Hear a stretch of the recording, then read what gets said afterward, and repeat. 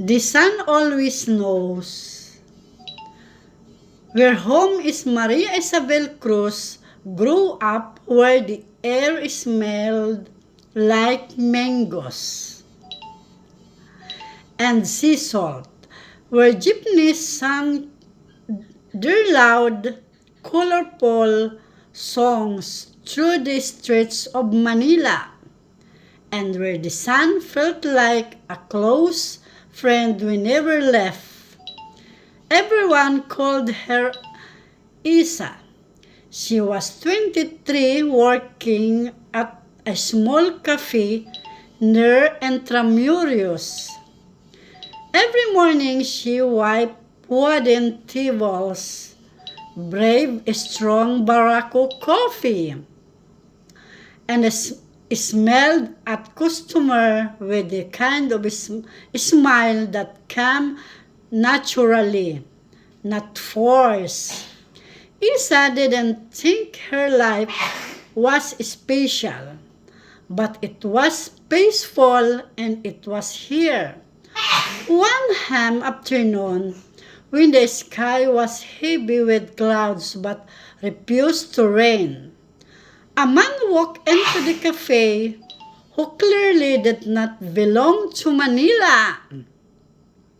He was tall, pale with light brown hair already damp from sweat.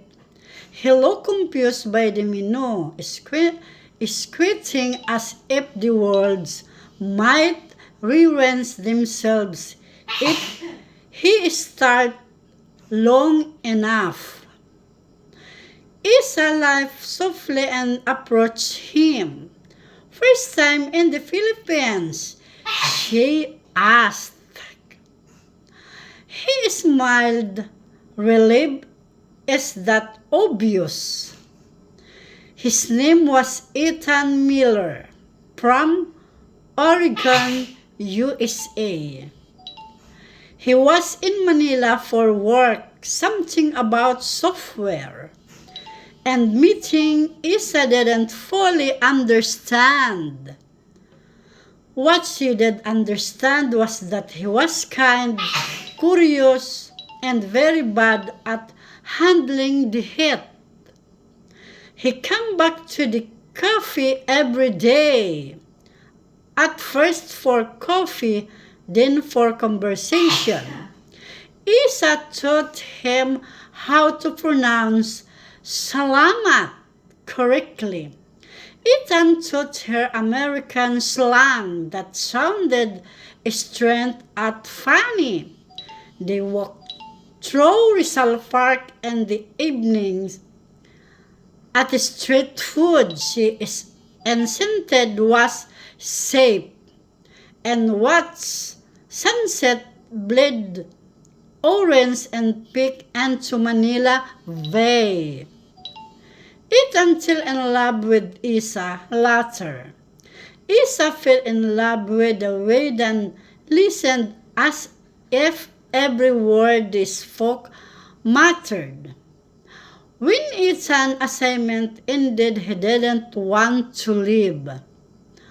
They tried long distance at first, late night calls, messages sent across time zones, promises whispered through glowing screen. After a year, Ethan asked Isa to move to the United States.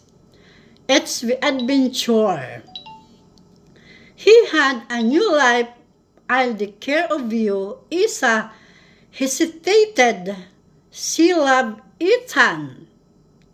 But leaving the Philippines felt like pulling her roots out of the ground.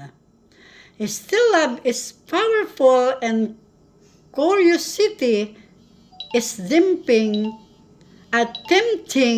so she said yes. America was nothing like Isa imagined. Oregon was quite so quiet. The sky was open gray, heavy with clouds that never seemed to open fully. Rain fell softly but consistently, like the world was always shining.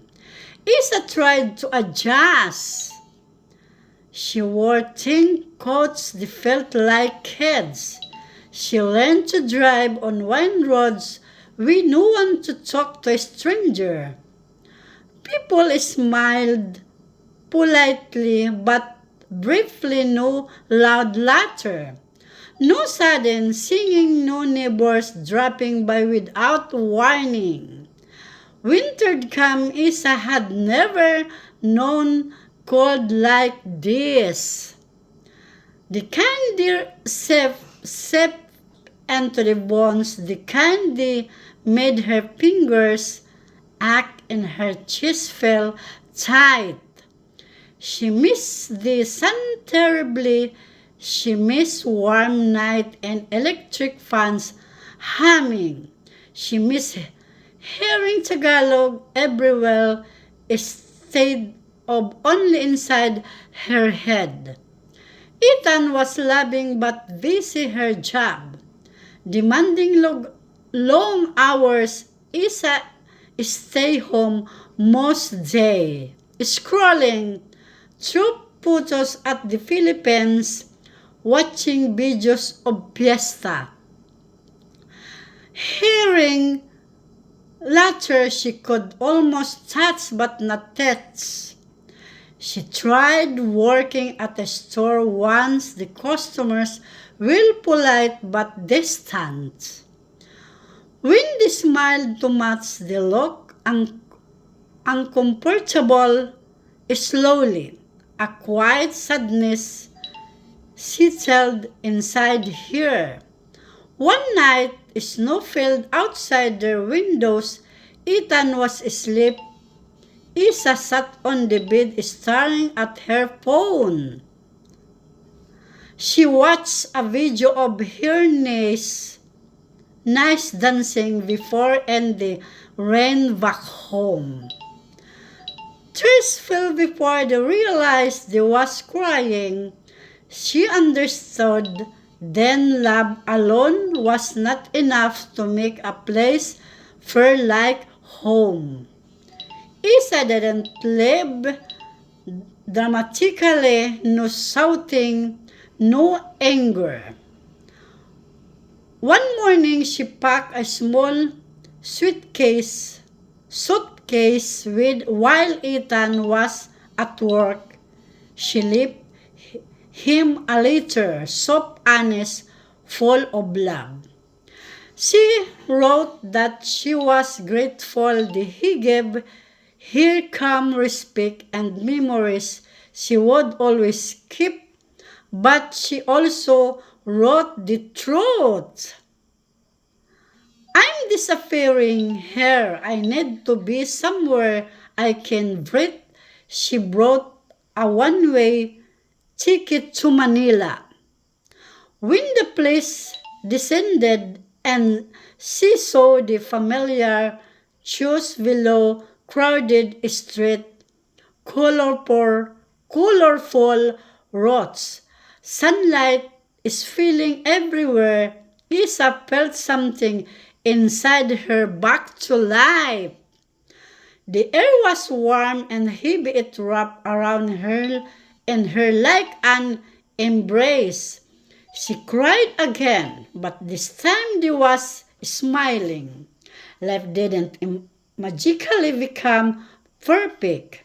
Isa still worked hard. She opened a small cafe of her own. Inspired by everything she learned, she painted the walls bright yellow. She played music loudly. She welcomed strangers like family. She laughed easily again. Sometimes she thought of Ethan when fondness, not regret. This changed message occasionally. He told her to understand now. He told her and glad she chose herself on Sunday afternoon. Isa sat outside her cafe watching children play, listening to jeepney pass. Feeling the sun on her skin, she knew then what happiness mean, not excitement, not escape, but belong. The sun always knew where. Thank you.